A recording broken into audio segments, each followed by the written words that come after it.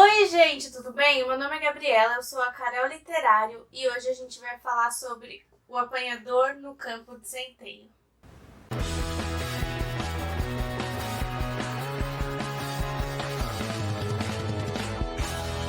Bom, O Apanhador no Campo de Centeio é um dos livros mais respeitados da nova geração de literatura estadunidense. O livro foi publicado em 1951 pelo autor J.D. Salinger. Não sei como se pronuncia, acho que é Salinger. Mas aqui no Brasil a gente tem duas traduções dele. A primeira tradução é da editora do autor e a segunda tradução, que é a moderna assim, é a da Todavia. O filho do autor, o Matthew, que cuida do espólio do autor, ficou muito feliz em saber que a Todavia não ia só traduzir O Apanhador, mas ia traduzir outras literaturas do autor que não são romance.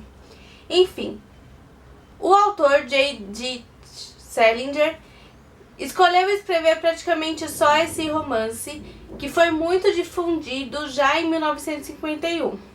O romance, se você quer mesmo ouvir a história toda, a primeira coisa que você deve querer saber é onde eu nasci. E como que foi a porcaria da minha infância. E o que meus pais faziam antes de eu nascer e tal. E essa merda toda meio David Copperfield. Mas eu não estou a fim de entrar nessa, se você quer saber a verdade. É assim que começa o romance, que conta a história de Holden Caulfield. Na verdade, ele é o próprio narrador, e na época que ele escreve a história, ele tem 17 anos, e na época que se passa a história, ele tem 16 anos. Por que eu trouxe os dois livros? Porque é muito importante entender que a questão da linguagem nesse livro é essencial. Por quê? Porque é um narrador de 16 anos, na verdade é um narrador de 17 anos que relembra quando ele tinha 16 anos, e a linguagem da geração dessa época e da adolescência é muito eficiente. A gente entende quando a gente lê que não é um adulto que está falando. É um adolescente que ainda está tentando se encaixar no mundo e está procurando entender a vida. Ele é um rapaz meio fora da caixa. Ele não aceita como os adultos agem, como os adultos são. E ele foi expulso da escola, de mais uma escola, na verdade, porque ele conseguiu bombar em todas as matérias. Ele mora em Nova York, volta para casa, só que ele tem que enrolar uns dias pro pai dele não perceber que ele foi expulso. Nesse final de semana que ele enrola para não chegar em casa, ele já está em Nova York e procura alguns amigos e até mesmo um professor, prostitutas, para se entender, para entender o mundo e para ser, acho que acima de tudo, ouvido. Ninguém liga muito porque ele diz, ele fica refletindo algumas coisas sobre a vida. Por exemplo, ele entra num táxi e ele quer saber, ele quer refletir a respeito de onde os patos vão quando a lagoa está congelada. E o taxista, como qualquer adulto que não quer admitir que não sabe uma resposta, vira e fala assim: ah, eles ficam lá, que nem os peixes. E isso chega a ser cômico, porque a gente sabe que não dá pra ficar lá que nem os peixes. Mas o taxista insiste nisso e fica bravo porque na verdade ele não sabe a resposta. E o Holden fica assim, nossa, que fajuto. Ele não precisa disso, ele ficou muito bravo e eu só perguntei uma coisa simples, eu estava querendo refletir e tal. E ele acha que todos os adultos têm a mesma posição. Ele tem um lance de refletir a respeito do tempo também, de não querer envelhecer. E isso tá muito evidente quando ele encontra a irmã mais nova dele. Ele tem uma irmã de 10 anos de idade, a quem ele muito aprecia. E ele gosta muito dela também. Ele quer proteger ela de se tornar uma adulta. Prova disso é que ele a leva até um carrossel e ela fala assim, eu já tô muito velha pra andar nisso.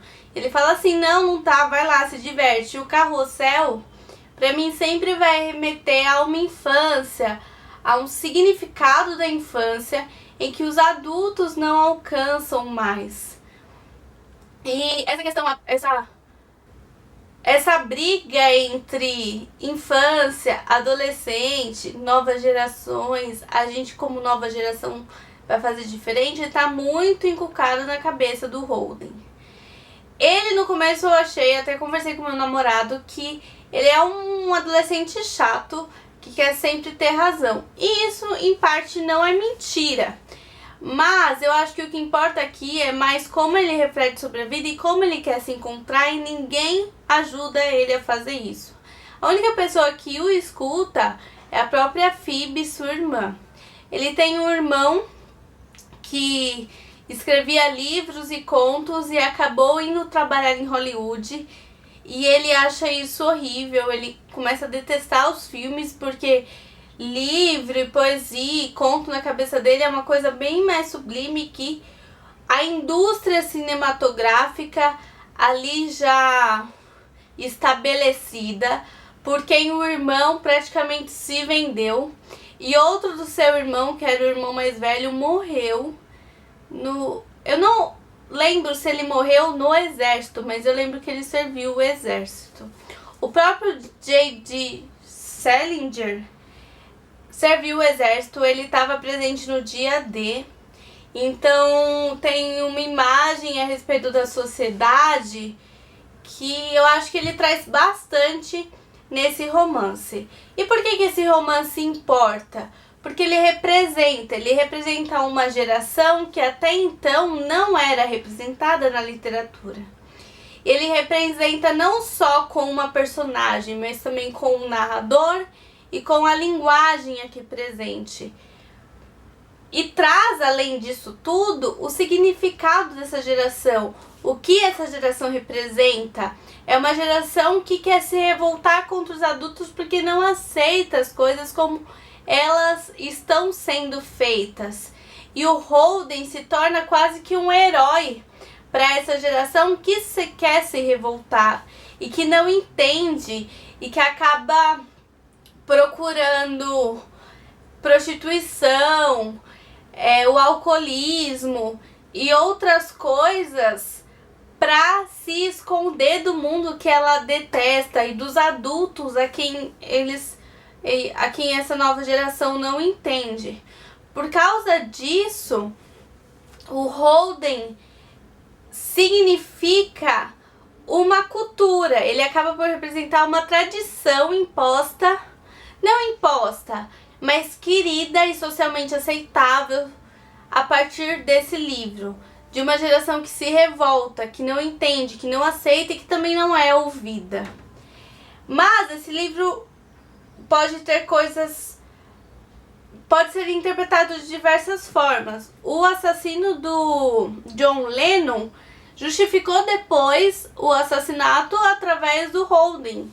E muitas pessoas leem pro mal, e não é só esse livro, são vários livros.